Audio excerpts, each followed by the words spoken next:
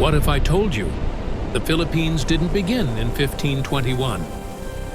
What if I told you that thousands of years of advanced civilization existed and then quietly disappeared from your textbooks? No Spaniards, no Magellan, no discovery. Just ships, gold, trade, warfare, writing, and power. Long before Europe ever knew the islands existed. Tonight, we are uncovering the Philippines before 1521. The history they erased, the empires they ignored, and the truth schools never taught you. Before Spain, before China's records, before Europe even had accurate maps of Asia. People were already thriving in the Philippine Islands. Archaeological evidence shows humans living here over 40,000 years ago. Let that sink in. That's 30,000 years before Rome, 35,000 years before the Vikings, long before the Great Pyramids. These weren't primitive cave dwellers. They were master sailors, skilled hunters, early engineers of boats, tools, and navigation. And this leads to our first erased truth. The Philippines was never isolated.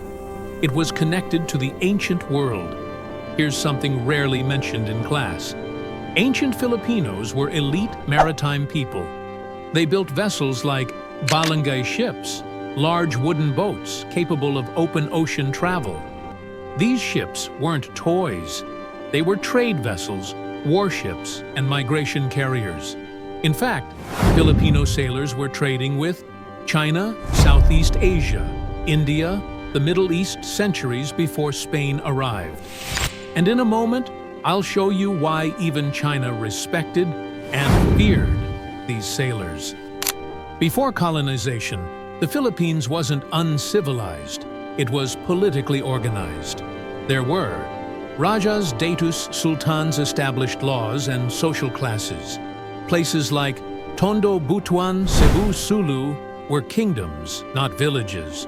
Some even used written scripts like baybayin, something many people still think Filipinos never had. And here's the wild part. Some Filipino rulers were richer than early European nobles.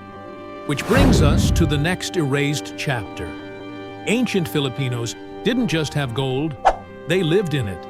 Spanish accounts themselves described gold crowns, gold jewelry, gold armor, gold teeth. But here's the mystery. No major gold mines were found. So where did it come from? Trade, tribute, wealth circulation. The Philippines was a gold hub, not a gold digger. And what happened to all that gold after 1521? Spoiler, it didn't disappear by accident. Let's talk about Filipino warriors. Long before guns, they mastered bladed weapons, naval combat, psychological warfare. Some warriors were so feared, enemies wrote about them with caution. And here's a truth rarely discussed. Foreign powers didn't easily conquer the Philippines. They struggled. Local resistance was strong. So strong, in fact, that alliances, manipulation, and religion became tools of control, not strength. So why don't we hear about this? Simple. History is written by colonizers, victors, administrators. When Spain arrived, it wasn't enough to conquer land. They had to rewrite identity. Pre-colonial achievements were downplayed, labeled primitive, or erased entirely, because a proud people with a strong past is much harder to rule. The real question, if this much history was erased, what else are we still missing? What other civilizations were written out? What other stories were silenced? And what happens when people finally remember who they were? The Philippines was never discovered. It was already connected, already powerful, already alive. Before 1521, there was history. And now, you know a piece of what they tried to erase.